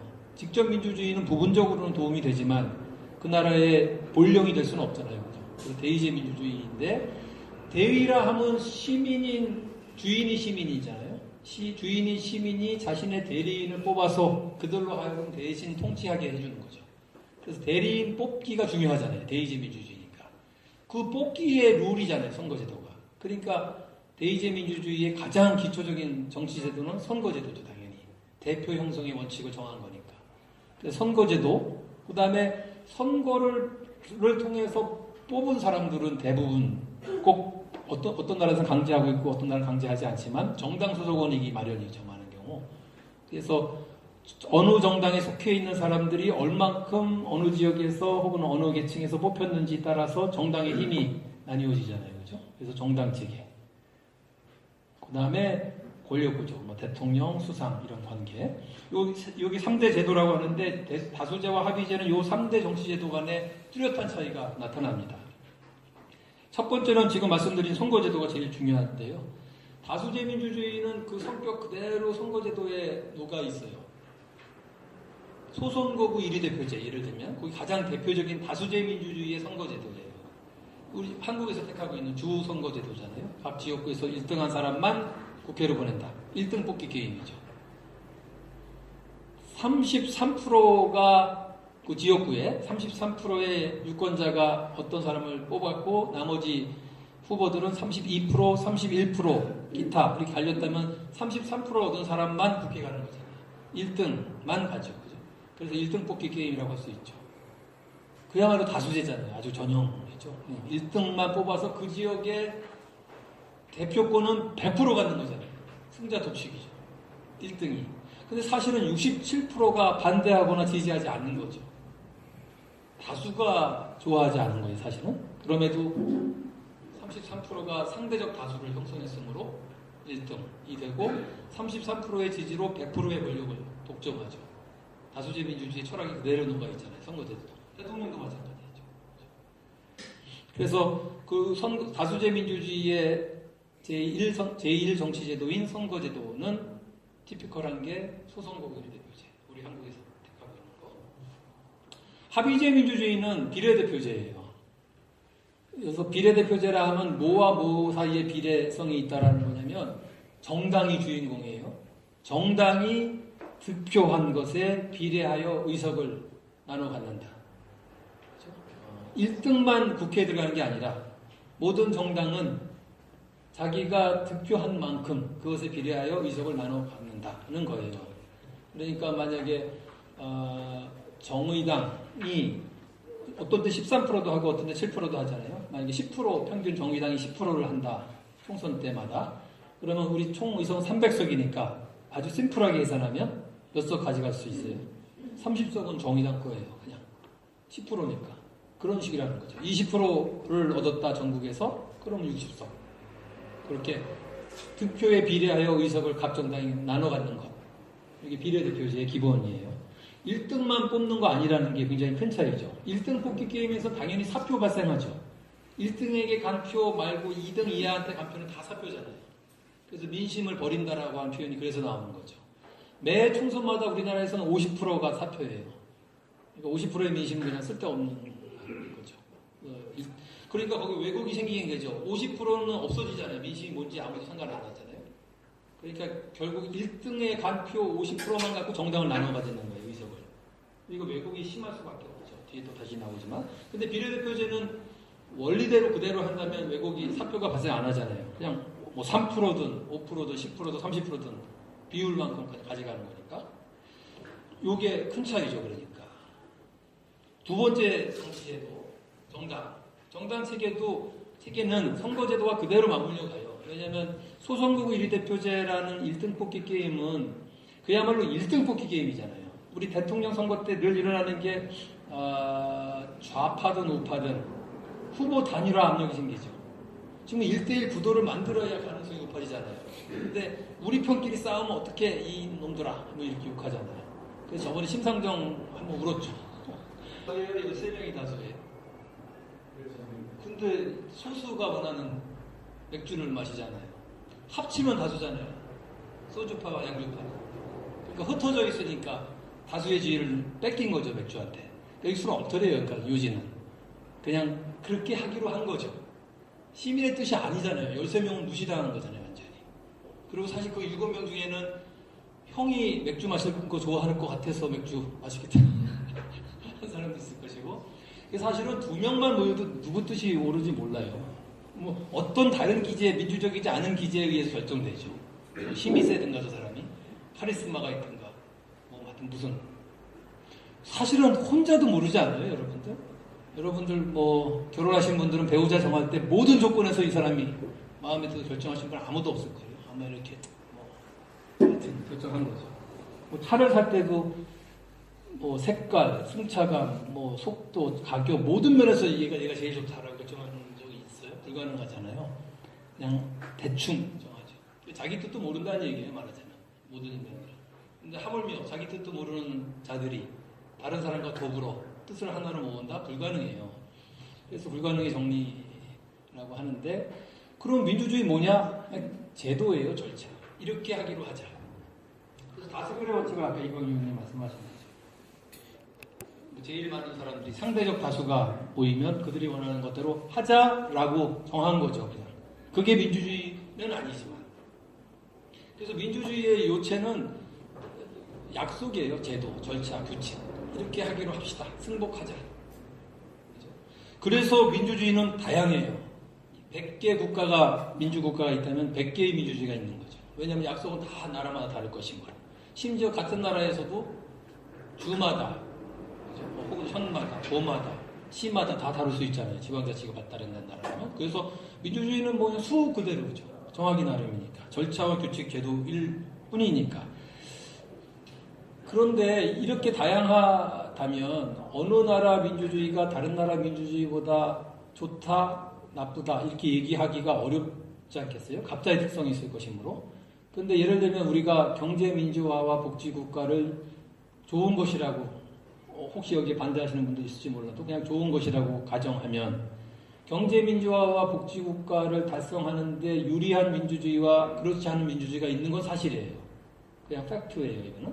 그렇다면 민주주의가 그렇게 다양한데 그럼 어떤 민주주의가 왜 다른 민주주의보다 좋은지, 경제민주화와 복지국가 혹은 평등한 사회를 만드는데 어느 민주주의가 다른 민주주의보다 무엇이 어떻게 좋다는 것인지를 얘기할 수 있어야 되잖아요. 그래야지 개혁도 하잖아요. 정치 개혁이라 하면. 그래서 이제 유형론이라는 게 발달하기 시작해요. 민주주의를 그렇게 모든 게 100개 국가는 100개의 민주주의가 있지만 그렇게 하면 뭔가 함의를 얻어낼 수도 없고 교훈을 얻기도 힘들므로 민주주의를 비교하기 시작하는 거죠. 그게 비교 정치학의 핵심이거든요. 비교 민주주의라고도 하고. 근데 이거는 가능해요. 너무나 쉬워요. 왜냐하면 제도이므로. 만약에 민주주의가 정말 가능한 거는 비교 불가능하잖아요. 여러 가지 방식에 의해서 시민을 주인으로 만들면 되니까 그 우열이 어디 있겠어요. 그러나 제도, 절차, 규칙에 불과하므로 비교가 가능하죠.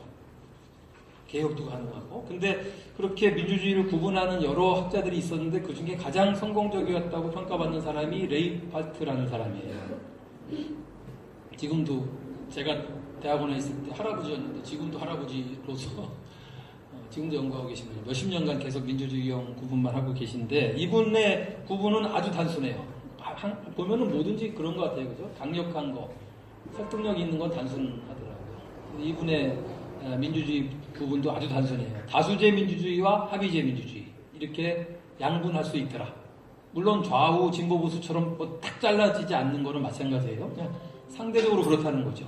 근데 다수제 민주주의는 영어로 머저리테리안 데모크라시라고 하고 합의제는 컨센서스 데모크라시라고 하는데 다수제 머저리티, 그러니까 아까 다수결의 원칙이 일반적이잖아요. 우리도 그렇게 익숙하죠. 그 다수결, 다수가 원하는 걸로 결정하자라는 그 다수결할 때 그 다수제, 머저리티리안.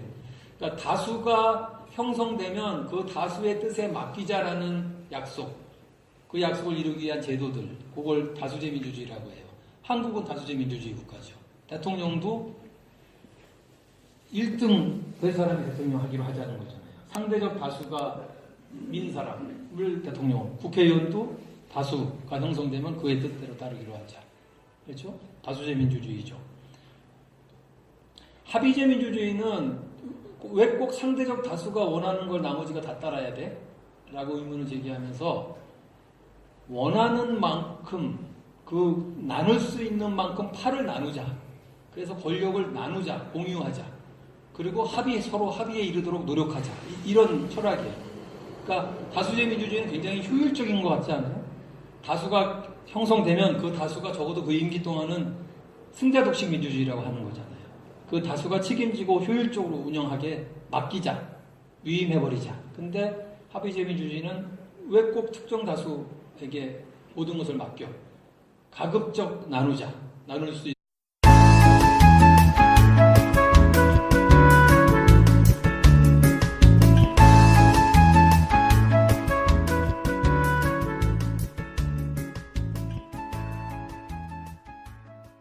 김해 썰전!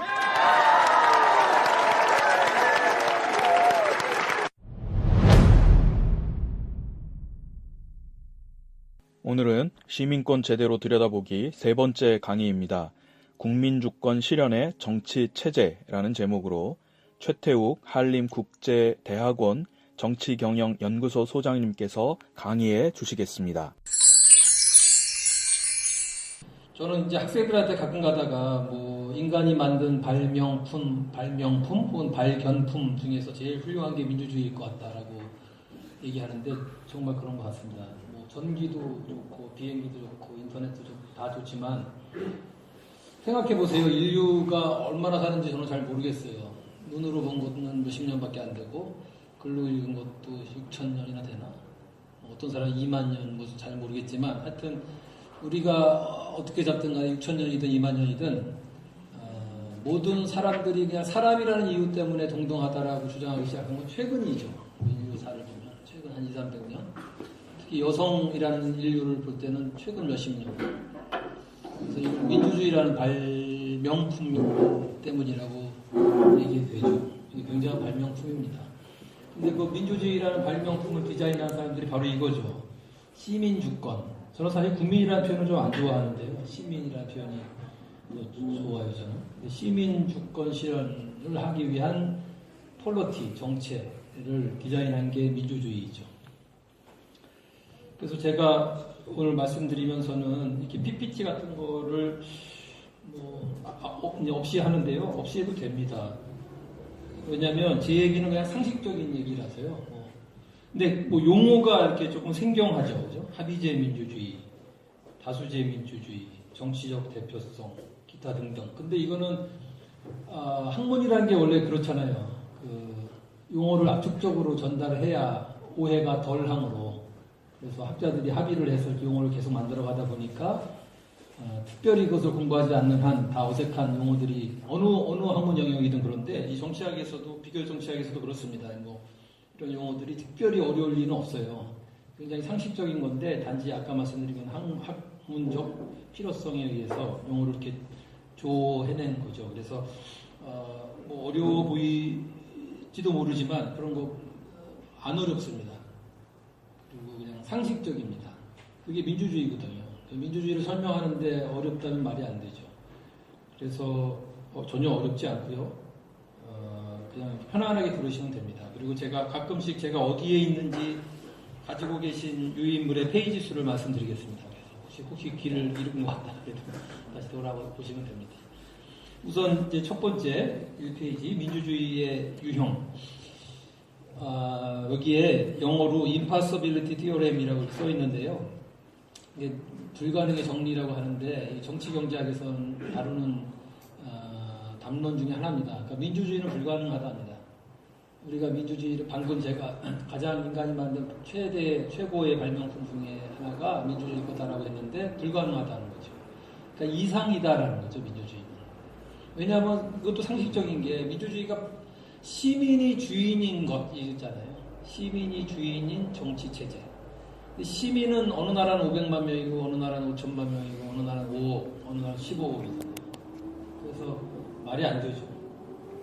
우리나라만 보더라도 5천만 명이 다 주인이라면 그래서 사실은 자유한국당도 국민의 뜻을 따르겠다고 그러고 민주당도 국민의 뜻을 따르겠다고 그러고 다 그러죠. 그렇죠. 국민의 뜻이 뭔지 모르죠.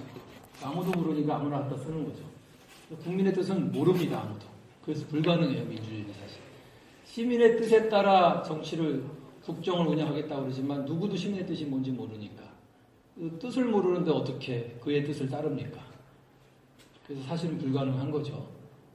근데 왜 민주주의가 최대의 발명품이냐고 하냐면 그런 이상을 갖고 접근해 가겠다는 거죠. 민주주의가 가능해서가 아니라 사실은 오늘 여기 한 몇 분, 한 20분이라고 쳐도 이따가 저는 오늘 애석하게 아침 내일 다른 일이 있어서 좀 먼저 떠나야 되지만 여러분들 끝나고 무슨 한 잔씩 하실 것 같은 기미가 아까 보이던데 그 맥주를 하시든 양주를 하시든 막걸리도 하시든 여러분들이 시민이라면 시민의 뜻에 따라 뭘로 마실 건가요, 이광희 의원님? 시민의 뜻에 따라 오늘 주류를 정하신다면 어떻게 정하실 거예요? 그러니까 많은 사람이 원하는 거. 그러면 20명 중에서 예를 들어서 7명이 맥주, 그죠? 6명은 소주, 나머지는 막걸리. 그러면 7명이 제일 많으니까 맥주. 근데 그 13명 중에는 아까 제가 맥주가 1등이라고 그랬나요? 맥주 마시면 탈나는 분들이 있어. 그래도 배로 움켜쥐고 맥주 마셔야 되잖아요. 폭력이죠. 민주주의인가요? 그러니까 그리고 또 7명이 다 제도인 선거제도. 그래서 지금 3페이지에 가 있는데요. 한국은 소선거 비례대표제고 비례대표제는 있든 없든 상관없어요. 그냥 아무 영향을 안 끼쳐요. 한국에 지금 300석 중에 47석을 비례대표제를 뽑는데 전혀 비례성에 영향을 끼칠 정도가 아니에요. 너무 비중이 낮아서. 그래서 그건 그냥 돈을 주고 사든 백을 써서 사든 그래서 욕먹는 이유가 의미가 별로 없으니까. 그래서 사실 소선거 비례대표제 국가예요, 우리나라. 비례대표제는 그냥 있으나 없으나 그냥 만들어 놓은 거니까 의미가 없으니까. 근데 소선거구 1대표제인 우리나라가 예를 들어서 초중고등학교 때부터 대학을 졸업하고 어른이 되고 나이가 들 때까지도 계속 소선거 의리 대표제가 당연하다고 생각하는 한국 사람들이 많죠. 뭐 그랬습니다. 민주주의가 그런 건 줄 아는데 사실은 소선거구 의리대표제라는 선거제도 1등 뽑기 게임을 하는 나라는 전 세계에서 비례대표제 국가보다 적어요. 이거에서 놀라는 분들이 많은데 그게 사실이에요. 그리고 특히 잘 사는 나라에서는 드물어요. 소선거구 의리대표제를 택하고 있는 나라는. 아직도? 라는 질문을 받을 정도. 그러니까 OECD가 소위 잘 사는 국가들의 모임이잖아요. 34개 국가. OECD 34개 국가 중에서 소선거구 의리대표제를 택하고 있는 나라는 한 5-6개 국가밖에 안 돼요. 한국, 미국, 영국, 호주, 캐나다 이런 거예요.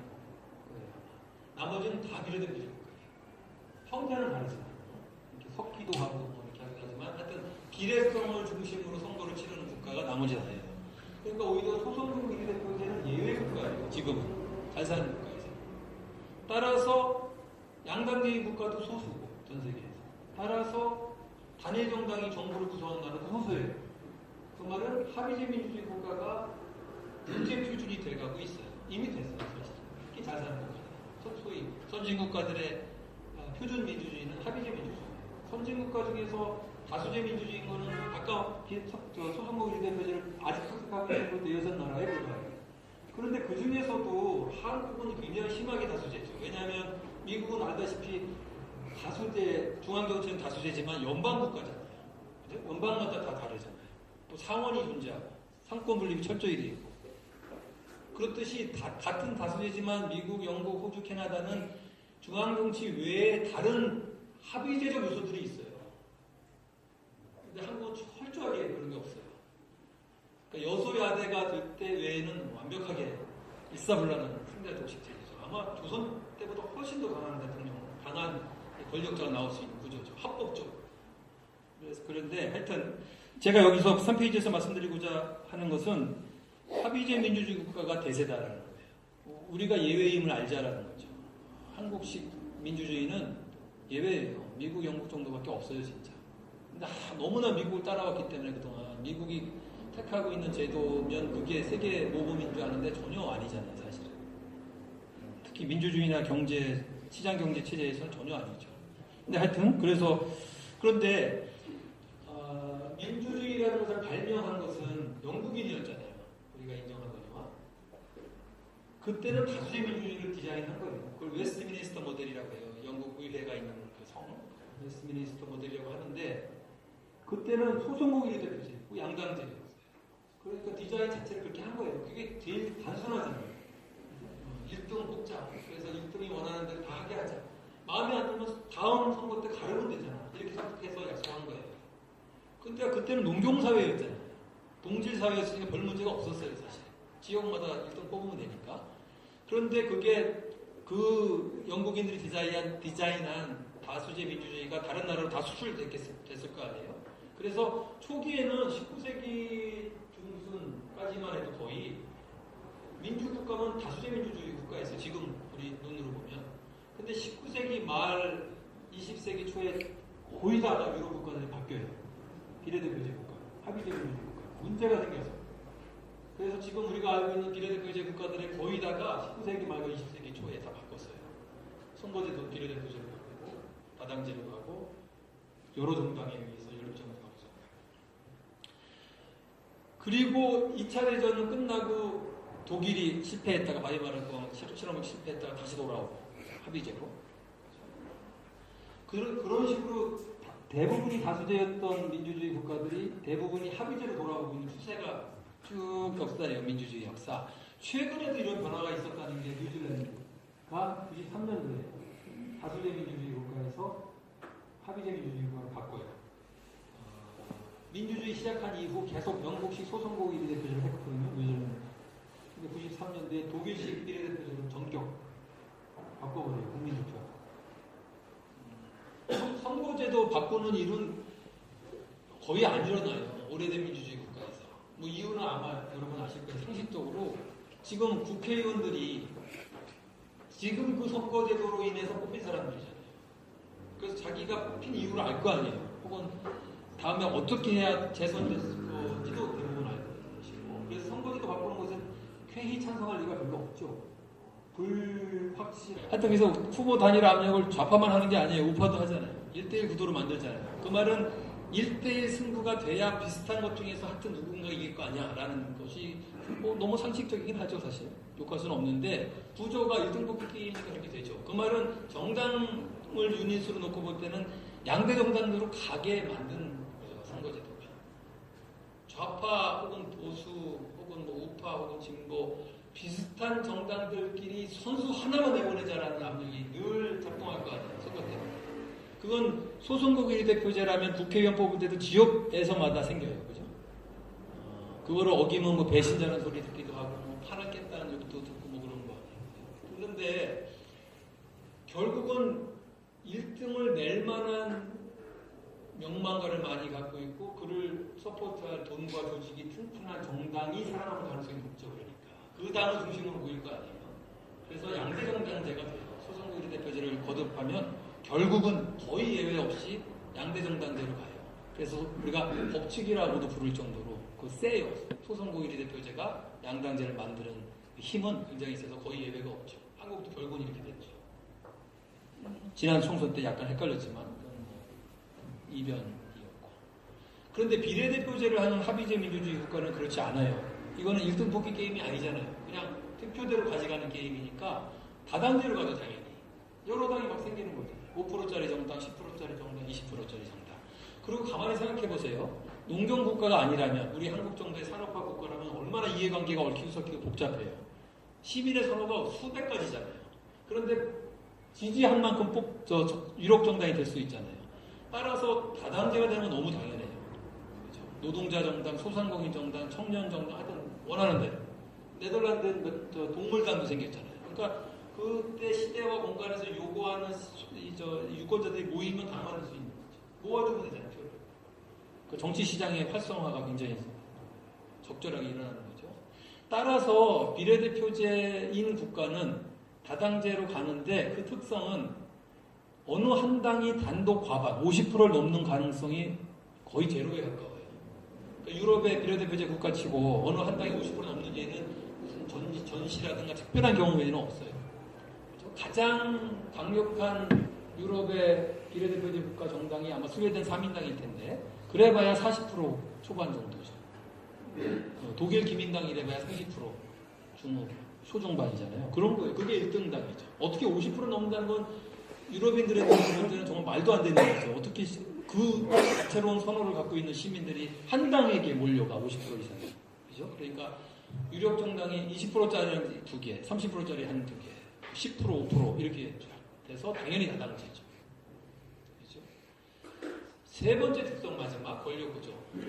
이것도 맞물려요. 이게 제도 간의 상보성이라고 그래요. 뭐 경제도 그렇고 복지도 그렇지만 모든 인간들이 만든 제도들은 체제라고 불리울 만큼 맞물린 상보성이 있잖아요. 그래서 정치 제도 역시 소선거 1대표제니까 양당제 여기까지 했죠. 양당제니까 권력구조는 어떤 식으로 되냐면 권력구조의 특성은 뭘 기준으로 권력구조의 차이를 하냐면 정당이 정부를 어떻게 구성하느냐, 어떤 권력을 어느 정당이 가져가느냐인데 소선거 1대표제는 양당제고 양당제라 하면 3당이나 4당이 없다는 건 아니죠. 정권을 홀로 잡을 수 있을 만한 능력을 갖고 있는 정당이 둘이라는 얘기죠. 그래서 양당제는 둘 중에 하나가 50% 이상의 권력을 가져가잖아요. 위석을. 그렇죠. 그래서 둘 중에 하나가 단독으로 정부를 구성할 수 있는 능력이 있다는 거잖아요. 그래서 단일 정당 정부의 특성이 권력구조 세 번째 특성은 양당제니까 당연하지 않겠어요. 어느 한 당이 홀로 정부를 구성할 수 있어요. 그런데 이쪽 합의제 민주주의 국가에서는 유력한 정당이 여럿 있잖아요. 누구도 단독 과반을 못 가지잖아요. 근데 국회에서 입법을 통과시키려면 50% 이상의 득표, 의석 통과를 해줘야 될 거 아니에요? 그래서 결국은 50%를 홀로 넘는 의석을 갖고 있는 정당은 없다면, 그런데 안정적인 입법권을 행사하고 싶다면 연립하는 수밖에 없잖아요. 그래서 연립정부가 시간이 흐르다 보면 비례대표제 국가는 연립정부가 일반적인 정부 형태로 자리 잡아요. 그러니까 이게 제도가 맞물려 있죠, 그죠? 소선거 1대표제니까 양당제로 하고 1등 보기 게임이니까 양당제니까 한 정당이 집권하게 돼요. 단일 정당 정도. 근데 비례대표제는 원하는 만큼 지지하는 만큼 어느 정당에게 자기가 표를 주면 사표될 염려도 없으므로 득표한 만큼 그 정당은 의석을 나눠 갖고 따라서 다당제고 그렇게 다채로운 선호가 여러 정당을 통해서 표출되므로 어느 한 정당이 50% 이상 넘을 리는 없고 따라서 유력 정당은 여럿이고 그러므로 연립정부로 가고 그렇죠. 이렇게 맞물려 간다는 거죠. 이게 3대 특성 정치제도로는.